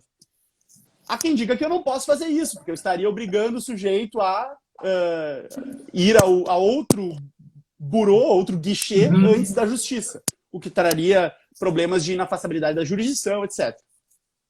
Mas será que eu não poderia colocar na própria plataforma do EPROC ou do PJE Perfeito. um link direto? Olha, se essa causa é de consumo, que eu vou ter que explicar, é consumidor, que tipo de matéria é, contra quem é. Aí vai aparecer um sujeito que já está cadastrado, tanto no tribunal quanto no consumidor.gov. Eu linko os dois sistemas e digo, olha, o senhor pode esperar 15 dias ou 30 dias para entrar com esse processo e entrar nesse link aqui que já vai te redirecionar direto para o consumidor.gov. Eu crio essa resposta padrão. O sujeito pode clicar, eventualmente clicar 2 vezes para dizer, não quero prosseguir com o processo. Eu não estou criando nenhum obstáculo normativo para que ele proponha a ação diretamente no judiciário. Mas eu estou induzindo a que ele prefira o protocolo pré-processual consensual, de mecanismo autocompositivo, que é o consumidor.gov, ou ODR, como queiram chamar, e depois ele vai para o judiciário. Se ele seguir a rota padrão, o caminho padrão. E o próprio, aquele checklist, né, Rafa, que tem quando você vai distribuir a ação, te dando lembretes, tá faltando documento, tá faltando isso. É uma espécie de um nudge, né? É um nudge perfeito. E esse nudge vem, para fazer propaganda aqui, o Google tem isso no e-mail, né? A gente manda um e-mail, prezado, vai em anexo. E aí eu mando enviar, se eu não tenho um arquivo anexado, ele me dá um lembrete dizendo assim, você esqueceu do anexo, hein? Tem certeza que quer enviar? Aí clica de novo para poder enviar. Eventualmente a gente está falando, naquele e-mail passado, você me mandou um anexo, e aí ele identifica essa palavra e diz, você esqueceu. Não esqueci. Eu quero mandar sem mesmo. Não tem anexo nenhum aqui. Mas veja que me criou um obstáculo a mais para mandar o e-mail. Digamos, um segundo processo de confirmação. É tipo a confirmação de senha de dois fatores desses aplicativos. É isso. No processo judicial, eu poderia fazer isso com... Você não se esqueceu da guia de custas? Você não se esqueceu de juntar algum documento? Você fez menção a uma sentença e não está juntado aqui como anexo. Então, me parece que isso é um caminho que o Poder Judiciário poderia utilizar de tecnologia que passa ao largo de qualquer alteração legislativa.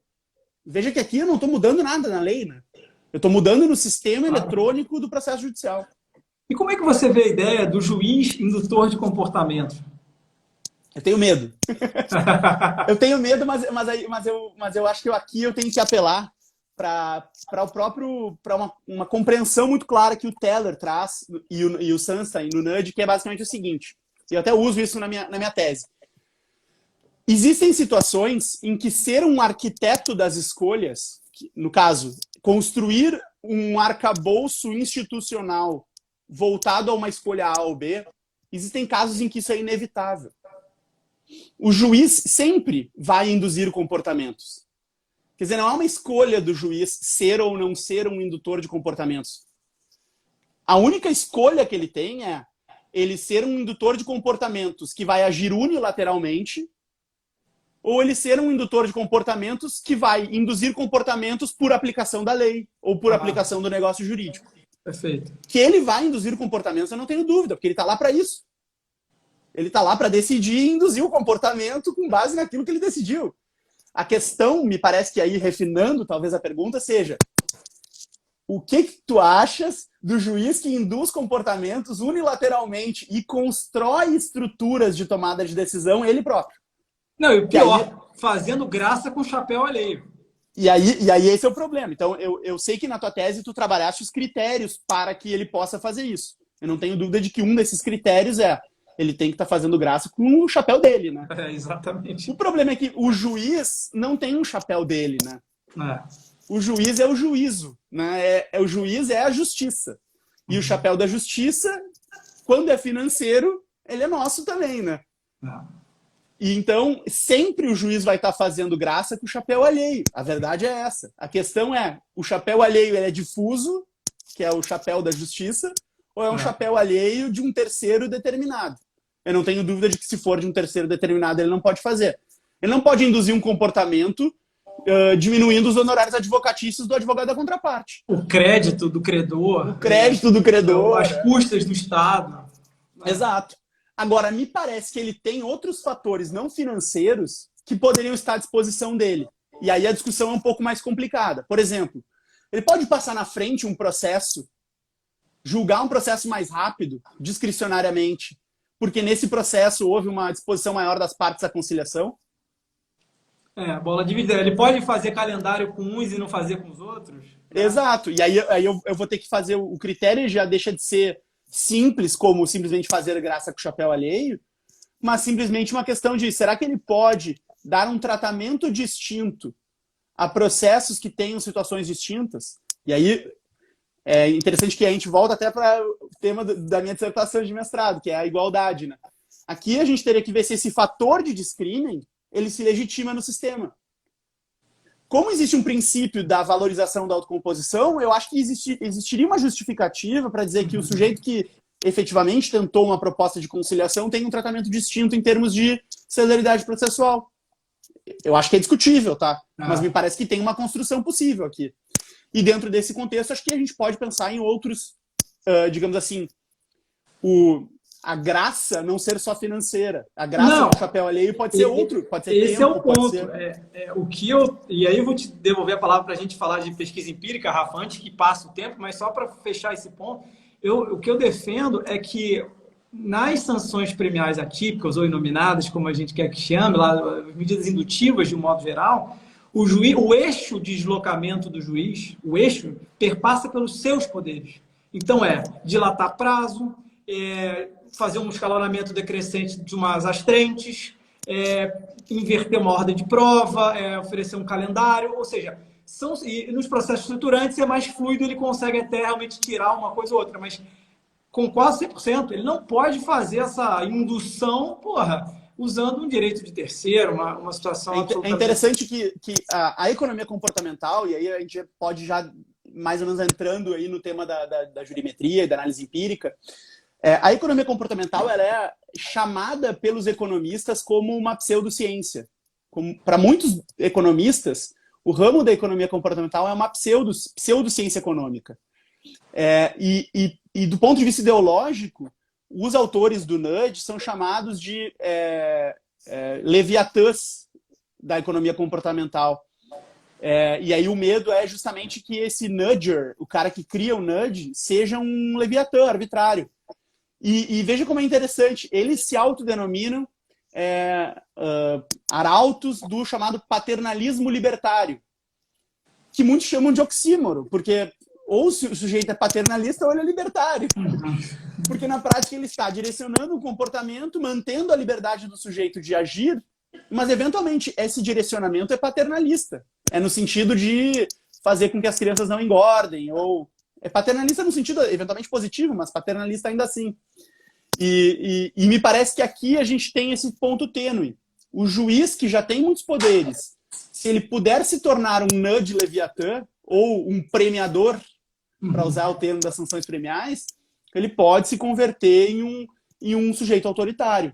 E esse é, digamos, o fator que nós temos que ter em mente. O quanto vale a pena investir ativamente nesse tipo de conduta, que efetivamente altere uma posição jurídica da parte, ou o quanto não seria melhor nós trabalharmos nessas nuances mais sutis, que podem ter um benefício tão grande quanto. O exemplo aqui de inverter a comunicação, em vez de dizer que é 100% mais 10 de multa, colocar o valor com multa em valor já nominado e dizer, se pagar antes o valor é tanto. Mostrar, olha, o valor é X e Y. Mostrar que o valor é menor se pagar antes dos 15 dias. Um despacho de um juiz assim pode ter o condão de permitir o pagamento de 2% a mais dos casos, e isso é uma enormidade num sistema como o brasileiro. Eu penso também nos honorários sucumbenciais recursais, né? Mesma coisa, já deixar de antemão fixado. Quando recebe apelação, por exemplo.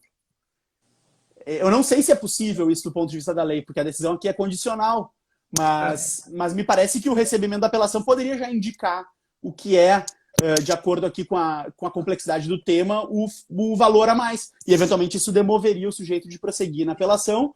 E aí, em caso de renúncia ao recurso, quando o recurso já está interposto, não ter a majoração. Sim. Então, isso seria uma forma. Só que daí a gente tem que verificar bem se talvez a gente possível ou não. Né? Talvez a gente possa fazer de um jeito até mais light. O juiz, na sentença, ele condena, por exemplo, 10%, dizendo, olha, em caso de recurso, fica ciente de que pode haver pelo tribunal majoração de até 10%, que hoje o total seria X. Isso. Já coloca o valor, né? E aí outra situação, né? Não custa nada que o sistema tenha uma aba para o próprio juiz, já para colocar qual é o fator de correção que ele está usando na sentença, e automaticamente tem o condenômetro. E aí o condenômetro pode ter, inclusive, um condenômetro condicional, com uma alteração assim, não. E se o juiz, o relator, aumentar os honorários em tantos por cento, quanto que fica? E se andar mais tantos meses, quanto que fica? Então é o condenômetro presente e futuro. Isso é uma facilidade do ponto de vista tecnológico muito simples. É algo que um programador em um dia faz, desde que ele tenha um input informacional. Mas o juiz tem que colocar isso na sentença. Talvez ele tenha só que passar por uma triagem da sentença, colocar no sistema, né? Colocar ali qual é o fator de correção, qual é a data, e aí o cálculo sai automático. Veja que facilidade que não seria isso. Acabar com a contadoria para cálculo simples, né? Mas, enfim, essa é uma situação. Só que isso nos leva... Então, tudo isso que a gente falou hoje, né? Toda essa volta argumentativa sobre racionalidade limitada, ela nos leva a uma situação que me parece interessante, que é a seguinte. Como que eu sei que isso que a gente está dizendo se confirma na prática? Tudo aqui que a gente falou é achismo. É achismo com boa intenção, tá tudo bem. A gente acha que dá certo, existem elementos numa pesquisa que foi feita lá atrás que dá certo e tal. Então, acho que o próximo passo é, compreendido que a economia comportamental ela nos serve para pelo menos alguns insights, e ela tem o potencial de ser bastante positiva em outros insights, investir agora em processos experimentais, em uma vara civil, em uma comarca, em um lugar, fazer testes com essas formatações, até para fazer teste AB. Então pega 2 juizados da mesma cidade, o primeiro e o segundo, um faz, outro não faz, e ao longo de um ano verifica essa alteração e tenta entender, do ponto de vista empírico, o que funciona e o que não funciona. Veja que aqui eu estou fazendo algo bastante simples. Simplesmente dizendo assim, ó, vamos nos abrir à experimentação. Sem experimentar, a gente não vai saber se vai dar certo.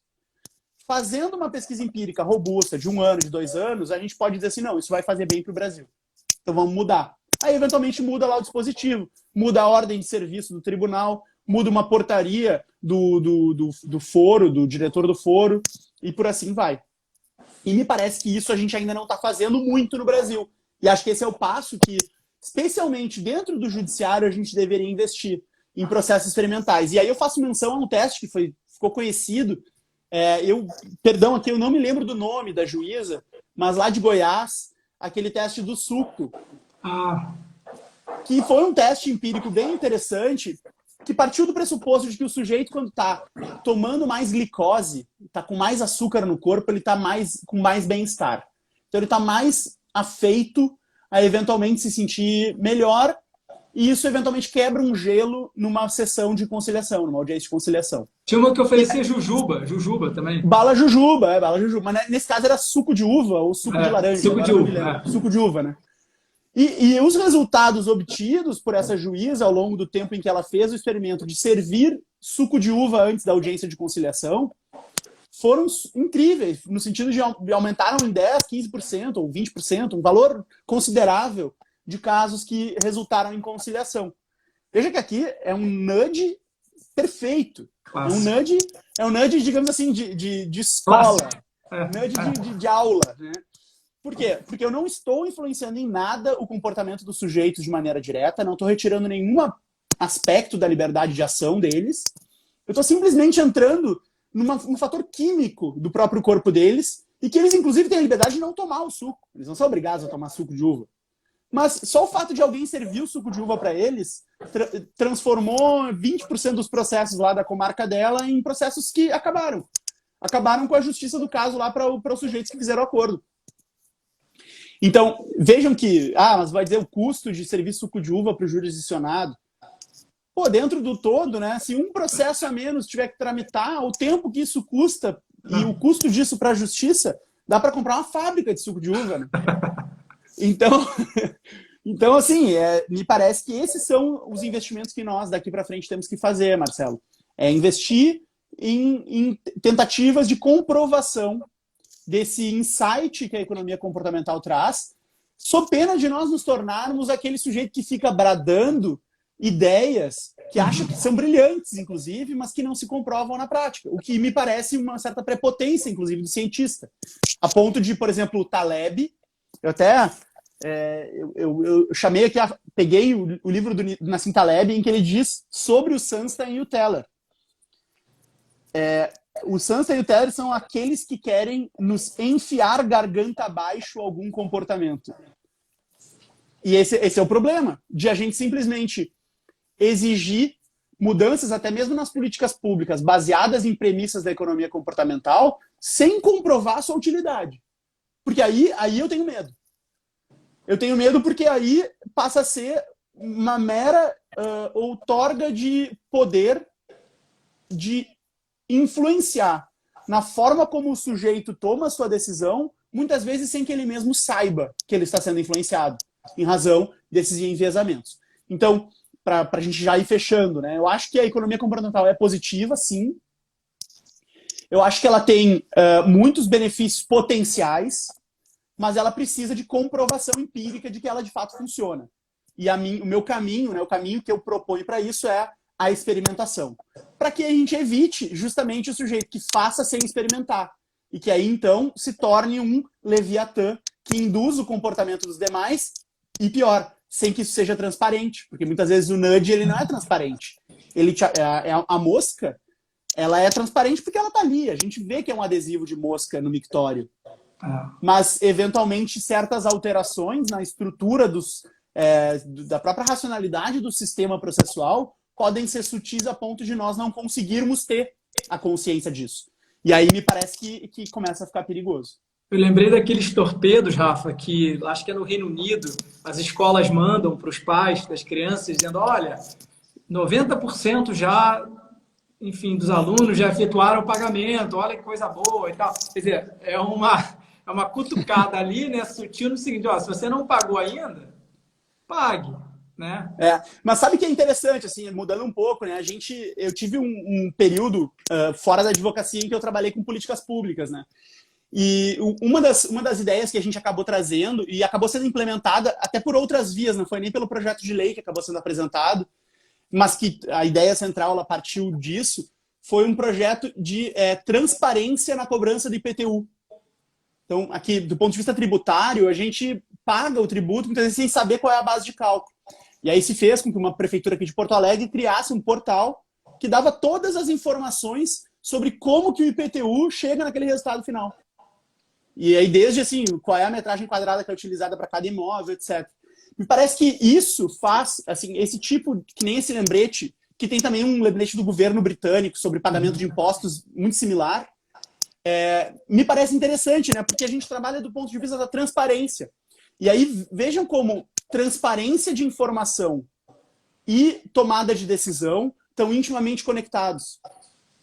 Quanto mais o sujeito tem transparência a respeito das consequências da decisão que está tomando, mais ele vai exercer conscientemente a sua liberdade. E, eventualmente, induzido por enviesamentos cognitivos ou por heurísticas mentais, ele vai tomar a decisão que se espera dele. Então, o nudge, me parece que o potencial dele sendo um nudge transparente, que ele invista na transparência daquilo que eu pretendo do sujeito. Então, eu quero que o sujeito pague, mas eu quero que ele saiba por que está pagando. Uhum. Eu quero que o sujeito venha a adimplir a condenação agora porque ele está olhando para o valor da condenação todo dia crescendo ali no condenômetro. Então, os nudges de transparência informacional me parecem que são transformadores por isso. Porque eles mantêm totalmente a liberdade do sujeito de agir, eles não interferem no sistema de custos e benefícios econômicos da tomada de decisão, e, portanto, ele não encarece a tomada de decisão, ou barateia. Ele não faz nenhuma, portanto, caridade com o chapéu alheio. E ele permite uma tomada de decisão mais consciente. Então, eu acho que a economia comportamental tem, se eu pudesse escolher assim, um âmbito, ela tem essa transformação de, por meio de transparência informacional, induzir o sujeito a exercer o comportamento esperado dele. E acho que a transparência talvez seja o grande trunfo de uma economia comportamental que pode, a depender de como organizada, ser um pouco paternalista demais, ou talvez ser um leviatã autoritário, muitas vezes, se mal feita, se destituída de base empírica e de experimentação prévia. Excelente, Rafa. Faltam 2 minutos para a gente encerrar. Queria te pedir para mostrar de novo o teu livro. Pessoal, vamos lá. Só fazer um comentário aqui, incentivos processuais, Rafael Cirângelo de Abreu. Eu esqueci de mencionar no início da live, Rafa, que esse seu livro, ele ganhou a melhor tese, né, do concurso do IBDP na categoria Princípios do Processo em 2018. E, inclusive, foi lá que a gente se conheceu, porque eu ganhei a dissertação de mestrado e você ganhou a tese de doutorado. Então, foi uma oportunidade incrível. Então, pessoal, adquiram esse livro, é fantástico. O Rafael escreve super bem, as ideias são muito lúcidas, vocês viram a forma transparente que ele fala. Rafa, a nossa live vai ficar salva no IGTV da ESA, depois quem quiser compartilhar e seguir. Tá? Queria te agradecer e deixar aí 1 minuto para suas considerações finais. Legal. Obrigado, Mazola.